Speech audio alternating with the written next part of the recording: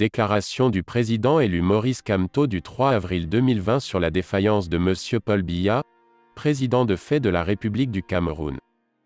Cette vidéo est réalisée par Camer TV Info et n'engage ni de près ni de loin le MRC. Veuillez vous abonner à notre chaîne et activer la cloche de notification. Mes chers compatriotes, le monde est en guerre contre une pandémie particulièrement dangereuse qui n'épargne pas notre pays. On ne parle pas de guerre par effet de mode. Nous sommes effectivement plongés dans une guerre sanitaire qui tue et tuera probablement plus qu'un conflit armé classique avec les armes que nous connaissons. Mais, il s'agit d'une guerre encore plus terrible qui ne cible pas et ne sait pas cibler ses victimes. À côté d'un monument comme le très regretté Manu Dibango, il y a de nombreux Camerounais anonymes qui sont touchés et qui en meurent. Qui peut garantir qu'il sera vivant à l'issue de cette pandémie ? Chaque Camerounais qui meurt de cette attaque virale est une blessure profonde pour la nation. Alors je me sens le devoir d'interpeller, de proposer, d'appeler le peuple camerounais abandonné à lui-même à s'organiser pour sa survie. Peu importe les critiques et les insultes. Ce qui est sans prix à mes yeux, c'est la vie de chaque Camerounais, du plus grand au plus petit d'entre eux, et notre devenir commun en tant que nation. Ceux qui veulent exploiter la détresse sanitaire des Camerounais à des fins politiques sont ceux qui se cachent derrière un chef d'État fantôme pour prendre des mesures en deçà de la gravité de la pandémie et des attentes légitimes des Camerounais. Ouvrent au pays la perspective d'une catastrophe sanitaire avec de nombreuses victimes pour espérer une union sacrée qui détournerait l'attention des massacres de Garbou. Imposerait un silence politique qui leur permettrait de bricoler tranquillement une succession de gré à gré pour laquelle ils inondent les réseaux sociaux de fausses informations afin de distraire ou tester la réaction de l'opinion. Expose le Cameroun à une crise économique sans comparaison avec les autres pays africains de même niveau touchés par la pandémie, mais dont les chefs d'État ont pris des mesures énergiques à la mesure de la situation. Le gouvernement camerounais espère peut-être qu'une aggravation de la situation apitoierait la communauté internationale et ses créanciers dans le but de quémander une annulation de la dette, alors que les dévoiements des politiques économiques à la suite de l'annulation de notre dette publique en 2006 amènent de nombreux soutiens de cette initiative à regretter son application au Cameroun. Ce ne sont pas ceux qui appellent le président de fait du pays à assumer ses fonctions de commandant en chef dans un contexte de crise sanitaire grave aux conséquences imprévisibles pour la sécurité nationale. Demandent que soient prises des mesures sanitaires et sociales de nature à stopper la propagation du virus, dont la progression serait particulièrement rapide et non pas seulement pour en ralentir le cours. Demande que des mesures économiques, financières et sociales conséquentes soient prises pour limiter l'impact de cette redoutable pandémie sur les acteurs économiques, notamment les ménages et les entreprises, comme cela se fait dans la plupart des pays sévèrement touchés. Appel. Devant la défaillance du chef de l'État en place, à une auto-organisation des populations camerounaises dans une solidarité sans faille, pour triompher dans cette guerre qu'elles doivent désormais mener elles-mêmes. Aucune hystérie, individuelle ou collective, n'aura raison de notre volonté résolue d'assister par tous les moyens les Camerounais dans ce contexte de détresse. Mes chers compatriotes, le vendredi 27 mars 2020, j'ai, en toute responsabilité, appelé le président de la République de fait à prendre en main personnellement et directement la conduite de la guerre contre le Covid-19 comme l'y oblige la Constitution en vigueur dans notre pays. En toute responsabilité, prenant à témoin le peuple camerounais et la communauté internationale face au silence incompréhensible de M. Biya, je l'engageais sous 7 jours, à compter de la publication de ma communication, à s'adresser aux Camerounais, lui-même, pour leur dire quelle est sa riposte contre le Covid-19 et surtout, pour mobiliser ses compatriotes dans cette guerre contre l'ennemi invisible, en annonçant entre autres les moyens de financement du confinement qui s'imposent, ainsi que le soutien aux ménages et aux entreprises afin d'éviter un effondrement économique et social du pays. Les 7 jours ont expiré. M. Biya ne s'est pas exprimé, ni ne s'est rendu visible. Quelles qu'en soient les raisons, il a ce faisant établi sa défaillance comme chef de l'État du Cameroun. On n'oblige personne à assumer des fonctions, surtout pas celles de président de la République. Mais, lorsqu'on décide de les assumer, en conséquence d'un choix démocratique ou même par un coup de force institutionnel ou autre, le peuple consentant ou subissant a des attentes légitimes vis-à-vis du gouvernant et le droit de l'interpeller sur sa conduite des affaires publiques. Nous devons nous y habituer. Il s'agit d'exigences républicaines, sauf pour ceux qui se croient dans une monarchie, ce que le Cameroun n'est pas. Ensemble nous pouvons constater la défaillance de M. Paul Biya comme président de la République, à un moment où le peuple camerounais a le plus besoin d'un commandant en chef. Aucune armée ne peut gagner une guerre avec les seules effigies d'un commandant en chef que la troupe ne voit ni n'entend. Faute donc pour M. Paul Biya d'assumer les fonctions présidentielles dont il s'est octroyé la charge depuis le dernier scrutin présidentiel, j'appelle le peuple camerounais à tirer toutes les conséquences de cette grave défaillance. La plus immédiate est son incapacité à conduire personnellement le pays dans la lutte contre le grave danger du coronavirus, dont on assiste à une progression fulgurante et à ses premières conséquences économiques et sociales. En conséquence, j'appelle les Camerounais à s'auto-organiser, dans le cadre d'une initiative populaire baptisée Survie Cameroun Survival Initiative. Cette initiative vise 3 objectifs majeurs. Premièrement, contribuer à faire face à l'urgence sanitaire. Deuxièmement, apporter une réponse à l'impact social et économique de la pandémie. Et, troisièmement, préparer la bataille de la reconstruction des communautés et de la survie de notre nation. De manière plus concrète, Survie Cameroun Survival Initiative contribuera à la mise en œuvre des mesures suivantes. 1. Mesures sanitaires. Vous savez que j'attache le plus grand prix à la santé et à la vie des Camerounais. Je voudrais vous annoncer solennellement les mesures à respecter scrupuleusement pour vous protéger et nous protéger tous contre le coronavirus. Je demande 1. Aux populations des villes des régions du centre, du littoral, de l'ouest et du sud-ouest de se mettre en confinement du 6 au 21 avril 2020 soit 15 jours.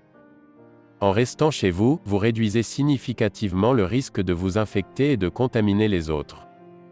Chers frères et sœurs, à quoi nous sert-il de sortir demain ou après-demain s'il faut mourir dans 3 ou 4 semaines? Je vous le demande la main sur le cœur, pour vous-même, pour vos enfants, pour vos parents, pour votre femme et votre mari, restez chez vous pendant 2 semaines. Ne sortez plus dès lundi prochain. 2. Le dépistage massif des populations dans les régions concernées, avec pour cible prioritaire toutes les personnes âgées de 50 ans et plus. 3. La désinfection des lieux publics, notamment les marchés, et les habitations des quartiers populaires et non urbanisés. 4. Le port systématique du masque généralisé à toutes les populations des régions touchées par le coronavirus. 5. Le dépistage systématique des voyageurs entre les régions déjà affectées et les régions qui ne le sont pas. Cette mesure contribuera elle aussi à couper la chaîne de transmission du virus. Nous avons la chance que les régions du sud, de l'est, du nord-ouest, de l'Adamawa, du nord et de l'extrême nord semblent encore épargnées par l'épidémie. Nous devons dès à présent éviter que le virus ne s'y propage. 6. D'apporter au personnel de santé tout le soutien dont ils ont besoin au quotidien pour faire face à cette menace. Nos médecins, nos infirmières, nos laborantins, nos ambulanciers sont les premiers soldats de cette guerre sanitaire. Beaucoup d'entre eux s'infectent tous les jours dans les hôpitaux, cela n'est pas normal. Notre mobilisation doit donc aussi tenir compte des besoins dans nos formations sanitaires. 7. De respecter scrupuleusement les règles d'hygiène. Cette mesure concerne les habitants de toutes les régions du pays, aussi bien les populations en confinement que celles qui ne sont pas en confinement. Le lavage des mains avec de l'eau et du savon, le port du masque en public, l'utilisation de la solution hydroalcoolique, l'hygiène stricte des vêtements à chaque retour à votre domicile sont des mesures à appliquer dès maintenant sans faiblir. Disciplinons-nous.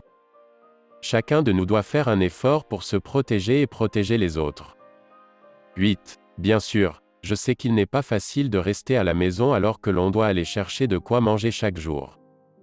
Je sais que la plupart des Camerounais ne sont pas salariés et vivent de leurs efforts quotidiens. C'est pourquoi je pense que nous devons créer nous-mêmes les conditions pour une solidarité des uns vis-à-vis des autres en ce temps de guerre sanitaire contre le Covid-19. Comme je vous l'ai déjà dit, notre principale force sera la solidarité. 9. Dans cet esprit, nous devons nous organiser pour contribuer au Fonds Survie Cameroun Survival. Notre grande mobilisation contre le coronavirus doit permettre de fournir des aliments et de l'eau aux personnes en confinement. Obligés de ne pas se déplacer pour nous protéger tous, le matériel de protection nécessaire dans les localités en confinement et les autres localités. Nous devons donc acquérir massivement des masques de protection et de la solution hydroalcoolique, des combinaisons de protection, des thermomètres infrarouges, des kits de tests diagnostiques, des respirateurs, du matériel de soins, des médicaments au personnel de santé pour la prise en charge thérapeutique des cas. Nous devons réussir la grande mobilisation contre le coronavirus. Nous n'avons plus le choix. Il s'agit de vivre ou de mourir. Dès à présent, j'invite chacun de vous à poser le geste qui permettra à son pays de résister à la pandémie du coronavirus et d'en venir à bout. De mesures sociales. Les sociétés de distribution d'eau et d'électricité ne devront pas recouvrer le paiement des quittances d'électricité, d'eau pendant 3 mois, avril, mai et juin. Le paiement des patentes par les transporteurs est suspendu pour la même durée. Le paiement des droits de marché par les vendeurs en détail et les bayam salam est suspendu. 3 mesures économiques et financières pour les entreprises. Afin d'éviter que le poids économique et financier de la lutte contre le coronavirus n'obère les activités et les ressources des entreprises, principales pourvoyeuses d'emplois et de recettes fiscales de l'État, il est urgent pour le gouvernement d'ouvrir des discussions sérieuses avec les acteurs économiques, tous secteurs confondus, en vue d'arrêter de manière concertée un paquet de mesures financières et fiscales à déployer pour soutenir l'activité économique, éviter les cessations même temporaires d'activité et a fortiori les dépôts de bilan. Si des mesures conséquentes n'étaient pas adoptées en ce sens d'ici la fin du mois d'avril, les entreprises seraient en droit de ne plus s'acquitter de leurs impôts. 4 dispositifs organisationnels. Survie Cameroun Survival Initiative SCSI est une gigantesque organisation populaire des Camerounais du Cameroun et de la diaspora, qui transcende tous les clivages, qu'ils soient politiques, ethniques, religieux, philosophiques, etc. Elle n'appartient par conséquent à aucun parti politique, ni à aucun groupe. Elle comprend 2 principaux niveaux d'organisation et un fonds, le comité de parrainage, le comité de gestion et le fonds Survie Cameroun.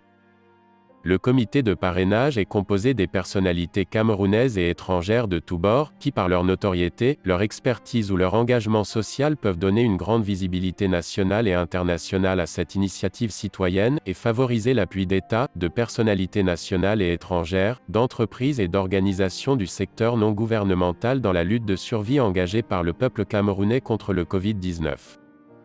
Le comité de gestion donne l'impulsion stratégique et veille à l'exécution des activités opérationnelles du fonds.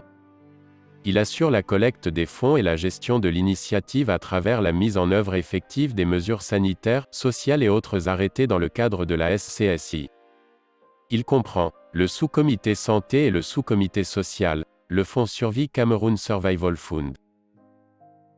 Dans le souci politicien de nous couper l'herbe sous les pieds, le gouvernement s'est emparé de notre idée de mobiliser la solidarité des Camerounais pour contribuer au financement de la réponse nationale au coronavirus.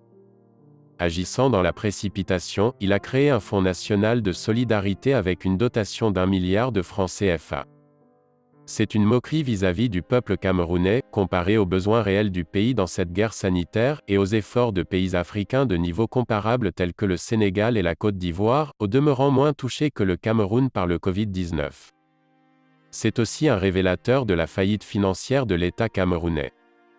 C'est fort de ce constat que je vous appelle, chers compatriotes du Cameroun et de la diaspora, à un effort collectif sans précédent pour contribuer au fonds Survie Cameroun Survival Fund que je lance dès ce jour dans le cadre de Survie Cameroun Survival Initiative. La composition des organes de Survie Cameroun Survival Initiative SCSI fera l'objet d'une communication séparée. Le site internet est le suivant: www.camerounsurvival.org. La mise en œuvre efficace de certaines mesures à engager dans le cadre de cette initiative requiert la collaboration des pouvoirs publics, par exemple l'entrée du matériel sanitaire et de produits pharmaceutiques. Nous y comptons. Mais, je ne perds pas de vue que faute d'avoir pensé et lancé cette initiative citoyenne, et face au vide créé par l'absence de M. Paul Biya, le régime pourrait être tenté de tout mettre en œuvre pour assurer l'échec de cette initiative. Je voudrais d'ores et déjà prendre à témoin le peuple camerounais et l'opinion internationale de ce risque qui ne serait rien moins qu'un comportement criminel, appelant alors une réaction conséquente de la part des Camerounais. Nous pouvons faire ensemble le constat, à partir de la défaillance de M.